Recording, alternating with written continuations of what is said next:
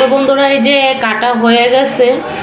তো তোমরা যেভাবে মন চায় কাইটা নিতে পারো, ছোট করে নিতে পারো, আবার আমার মতো করতে পারো, আমার চেয়ে বড় করতে পারো, সেটা তোমাদের ব্যক্তিগত বিষয়।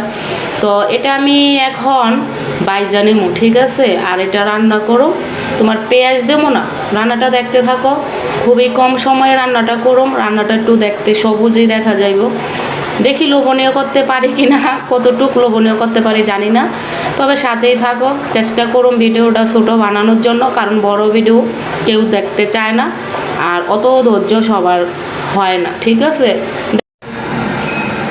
তো বন্ধুরা এই জায়গায় দেখ আমি কী কিনেছি, সাদা আর কালো সর্ষা মিলাই নিয়েছি, একটু সাদা জিরা, কাঁচামরিচ।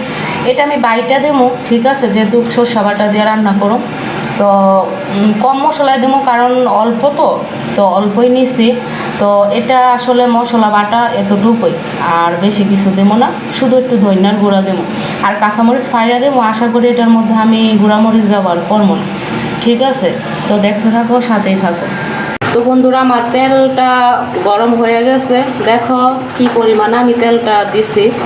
তো তোমাদের অনুযায়ী সবাই তো আর আমার মতো খাইবা না, যে যেরকম খাও তেমন দিয়ে নিবা।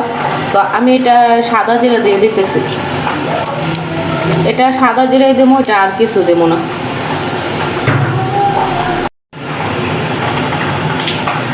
তো বন্ধুরা জিরাটা আমার হয়ে গেছে, তো এখন এটার মধ্যে আমি ভেন্ডিটা দিয়ে দিতেছি।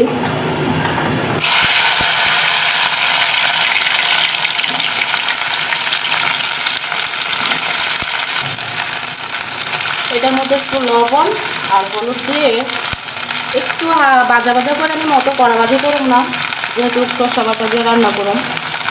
ভাজাটা মিডিয়াম আর কি করুন, তোমাদের সাথে শেয়ার করুন, অবশ্যই দেখতে থাকো।